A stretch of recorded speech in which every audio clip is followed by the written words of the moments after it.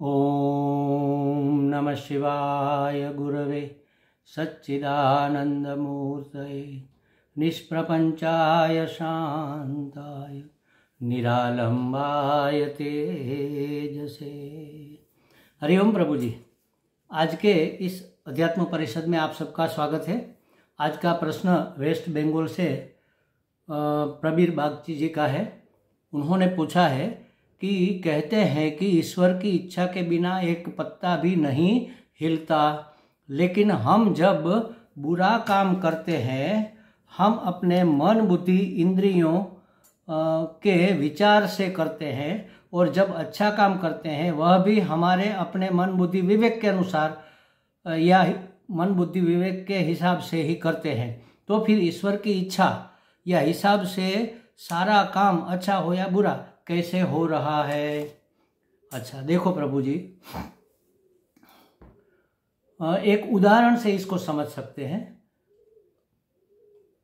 हमारे घर में बिजली है और एक प्रवाह बिजली का आ रहा है। अब एक 0 का छोटा सा बल्ब है, उसमें वह बिजली प्रकाशित हो रही है, थोड़ी सी टिमटिमाती हुई। और एक ये बड़ा हेलोजन या ट्यूबलाइट बड़ा वाला बल्ब है, वही बिजली उसी में से अभिव्यक्त हो रही है, एकदम ज्वलंत, एकदम प्रकाशित। तो क्या 0 के बल्ब वाली बिजली कमजोर है और ये हेलोजन वाली बिजली ज्यादा ताकतवर है, ऐसा है क्या? 2 बिजली तो है नहीं, एक ही बिजली है। अच्छा, अब ये हुई बात कीड़ी और हाथी के बल की। कीड़ी का चींटी, कीड़ी माने चींटी, उसका साधन, उसकी उपाधि छोटी सी है, तो छोटी उपाधि में छोटा बल ही अभिव्यक्त हो सकता है। हाथी की उपाधि बड़ी है तो बड़ी उपाधि में बड़ा बल अभिव्यक्त हो सकता है। ये कमजोर या बलवानपना चींटी या हाथी में अभिव्यक्त हो रहे चैतन्य का नहीं है, ये उसकी उपाधि का धर्म है। जैसे बिजली कमजोर या ताकतवर नहीं होती, बिजली तो बिजली ही होती है, उसकी अभिव्यक्ति का जो माध्यम है वह कैसा है, इस प्रकार से अभिव्यक्त होती है। एक बात हुई। अब उसी उदाहरण से दूसरी बात आपके प्रश्न के उत्तर के रूप में, वही बिजली हमें इस सर्दी के मौसम में हीटर से गर्मी प्रदान कर रही है, और वही बिजली हमारे फ्रिज में ठंडी प्रदान कर रही है, या तो एसी में से ठंडी हवा फेंक रही है। तो गर्म हवा फेंक रही है, वह बिजली गर्म है, और जो ठंडी हवा एसी में से निकल रही है वहां की बिजली गर्म है, ऐसा है क्या? बिजली न तो ठंडी है न तो गर्म है। ठंडी और गर्मी कहाँ से आ रही है? माध्यम से आ रही है।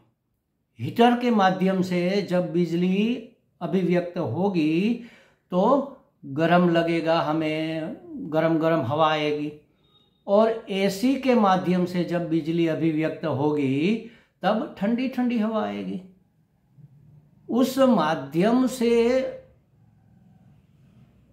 अभिव्यक्त होने के कारण बिजली हमें ठंडी या गर्म लगती है। अब ये चश्मा देख लो, इस चश्मा सफ़ेद है तो हमें जो भी रंग है रंग दिखेगा, लेकिन अगर हमने लाल चश्मा पहना है तो हमें इस कमरे की दीवारें भी लाल लगेगी। अगर हमने हरा चश्मा पहना है तो ये सफ़ेद दीवारें भी हमें हरी लगेगी। तो हमारी दृष्टि लाल हरी नहीं है, हमने किस माध्यम से देखा वैसा दिखता है। अब देख लो, ईश्वर परम चैतन्य सर्वत्र व्याप्त है, हमारे भीतर भी अंतर्यामी के रूप में है। वह मात्र सत्ता और स्फूर्ति प्रदान करता है। सत्ता माने होनापन, हमारा होनापन उसी के कारण है, और स्फूर्ति माने हमारी चेतनता उसी के कारण है। अब सत्ता और स्फूर्ति प्रदान करने वाला अनंत चैतन्य हमारे अंतर्यामी के रूप में रहा हुआ है। अब हमारा अंतर कैसा है? अंतर माने अंतःकरण। जैसा अंतःकरण होगा ऐसी अभिव्यक्ति होगी। हमारा अंतःकरण तमस गुण प्रधान है तो हमारे विचारों में, हमारे वक्तव्य में और हमारे कर्तव्य में तामस की प्रधानता होगी। ईर्षा, द्वेष, काम, क्रोध, हिंसा, ये सब अभिव्यक्त होगा। आलस्य, प्रमाद, ये अभिव्यक्त होगा। हमारा अंतःकरण रजस प्रधान, रजस वाला नहीं मैं कह रहा हूं, तमस वाला नहीं कह रहा हूं, तमस प्रधान है, बाकी के 2 गुण उप प्रधान है। यहां रजस प्रधान है, बाकी के 2 गुण उसके पीछे दबे हुए हैं। अगर रजस प्रधान है तो हमारा वाणी, विचार और व्यवहार एक्टिव होगा, कार्यरत, एकदम कुछ कर लूं, यहां पहुंच जाओ, वहां पहुंच जाओ, तो बहुत ही रजस प्रधान हमारा व्यवहार होगा। कुछ करते रहना है, वर्कोहोलिक स्वभाव हमारा होगा। बहुत बोलते हैं, बहुत सोचते हैं, बहुत दौड़ते हैं, बहुत करते हैं, ये रजस की प्रधानता से। लेकिन सेकंड क्रम में रजस के बाद अगर सत्व है तो हम अच्छा काम करेंगे, करेंगे तो काम ही बहुत दौड़ दौड़ के करेंगे, लेकिन अच्छा करेंगे, भलाई का काम करेंगे। लेकिन रजस के बाद उप प्रधान अगर तमस है तो बुरे काम में हमारी रुचि होगी, किसी को छेड़ने में, किसी को परेशान करने में, किसी का छीन लेने में, किसी का लूट लेने में, ऐसी हमारी प्रधानता होगी। और सत्व प्रधान है तो हमारे सभी काम प्रसन्नता पूर्वक होंगे, हमें भी प्रसन्नता होगी, दूसरों को भी प्रसन्नता होगी, हमें भी सुख मिलेगा, दूसरों को भी सुख मिलेगा। सोच विचार कर सब करेंगे। अब देखना, आप सुबह जब आप उठते हैं तब से लेकर शाम तक आपका जो व्यवहार है वह विवेकात्मक है या आवेगात्मक है। अगर सत्व प्रधान है तो विवेकात्मक होगा कि नहीं हमें ये करना चाहिए या हमें ये नहीं करना चाहिए। और अगर आवेगात्मक है तो विचार का समय नहीं रहेगा, हमसे हो जाएगा, अंदर से एक फोर्स आएगा। किसका फोर्स आएगा? हमारे संस्कारों का। हमारा अंतःकरण ऐसा क्यों है? पूर्व के जन्म में हम जो कर्म करके अपने अंतःकरण को संस्कृत किया है, जिस वासना से वासित किया है, उस प्रकार का हमारा अंतःकरण होगा। तो इसीलिए तो कहते हैं ना कि ब्राह्मण के घर जन्म मिला, ये भी एक बड़े सौभाग्य की बात, बड़ी अच्छी बात इसलिए मानी जाती है कि ब्राह्मण के घर के संस्कार जो होते हैं, ऐसे पूर्व जन्म के अगर आपके संस्कार है तो उसके यहाँ जन्म मिलेगा। तो कहने का मतलब है हमारा अगर अंतःकरण शुद्ध है, सात्विक है, तो हमारे द्वारा वही काम होगा जो शुद्ध, सात्विक, सुखद, प्रसन्नताप्रद, सबका हितकारी होगा। और अगर हमारा अंतःकरण तमस प्रधान है तो विनाशकारी काम हमसे होंगे, बुरे काम हो जाएंगे। अब ईश्वर क्या करता है? ईश्वर सत्ता स्फूर्ति प्रदान करता है। अगर वह सत्ता स्फूर्ति प्रदान न करे तो पत्ता भी नहीं हिलेगा। दूसरी बात, ईश्वर ने जब सृष्टि की रचना की तब पूरी योजना पहले से बनी बनाई, पहले बना। हम बंगलो बनाते हैं तो क्या करते हैं? सबसे पहले प्लान बनाते हैं, उसमें घर के सब लोग मिलकर तय करते हैं कि यहाँ किचन होगा, इतने बेडरूम होंगे, इतना बड़ा लिविंग रूम होगा, यहाँ गार्डन बगीचा होगा, यहाँ वो झूला झूलने के लिए हम लगाएंगे, यहाँ ये लगाएंगे, यहाँ वो करेंगे। ये सब पहले ब्लूप्रिंट तैयार हो जाती है, एकदम कन्फर्म। फिर हम उसको कॉरपोरेशन में या तो पंचायत में, जो भी है, जहाँ उसकी पासिंग होती है वहाँ पासिंग के लिए देंगे। और उसी के अनुसार हमारा इंजीनियर, हमारा कॉन्ट्रैक्टर हमें बंगलो बनाकर देगा। तो बंगलो कैसे बना? हमारी ब्लूप्रिंट के अनुसार, उसी के आधार पर। उसी तरह जब सृष्टि की संरचना होनी थी तब भगवान ने पूरी ब्लूप्रिंट पहले बनाई कि इस जगत में ऐसा ऐसा होगा। उसकी योजना बन गई। तो उसकी योजना के बिना, उसकी इच्छा के बिना पत्ता भी नहीं हिलता। अब उसकी योजना तो जगत का कल्याण है, कल्याण करने की योजना है। ईश्वर अकल्याण क्यों करेगा? उसको तो कल्याण करने के सिवा और कुछ आता ही नहीं।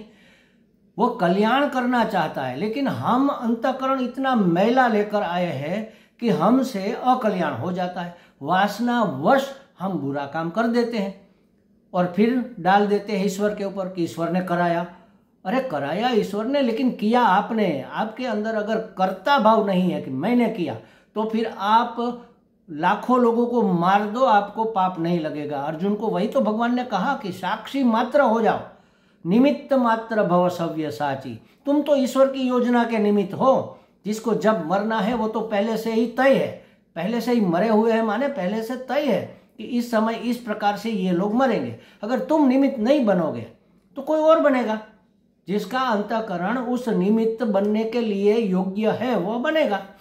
हमें कोई गाली देता है तो हमें उसके ऊपर गुस्सा आता है कि अरे उसने हमें गाली दी, हमारा अपमान किया। ये गाली हमें मिलना, हमारा अपमान हमें लगना, हमें मानसिक दुख होना, ये हमारे कर्मों का फल है। सामने वाला गाली नहीं देगा तो हमें अपने कर्मों का फल कैसे मिलेगा? अच्छा, उसने गाली दी, अगर उसका अंतःकरण शुद्ध सात्विक है तो वो नहीं देगा, कोई दूसरा निमित्त बनेगा। हमें अपना कर्म तो फल तो मिलना ही है।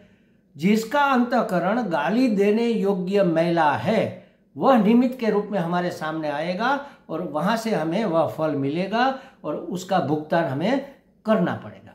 अब समझ लो कि हम अगर न तो करता है न भोगता है, तो न हम किसी को गाली देंगे न हम किसी की गाली लेंगे। उसने दी लेकिन हमने नहीं ली।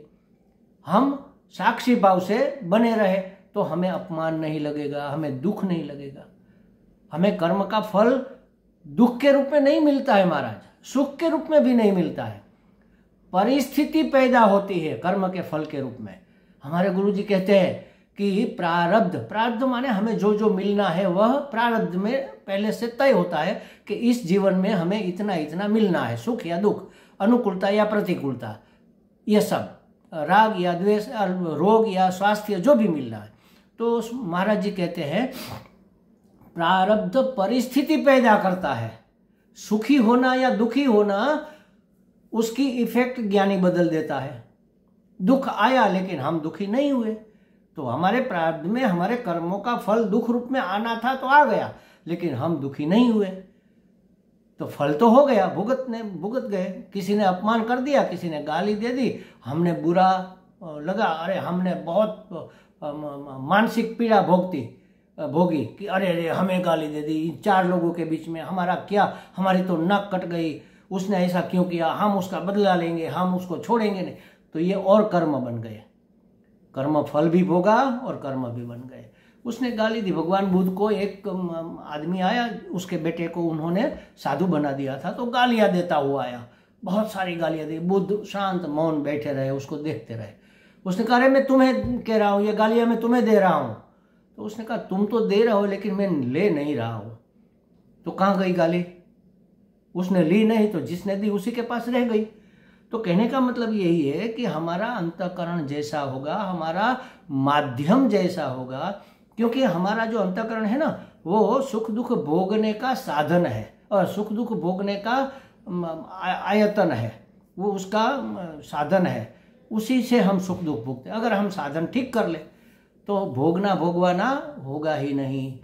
होता तो सब ईश्वर की योजना के अनुसार है, लेकिन उसकी योजना हमारे मैले अंतःकरण से जब अभिव्यक्त होती है तो वह मैली हो जाती है, क्योंकि हम वासनाग्रस्त होकर कुछ न कुछ कर बैठते हैं। विवेक पूर्वक अगर करेंगे तो वह ईश्वर की योजना हो जाएगी। ईश्वर जैसा चाहता है वैसा ही होगा।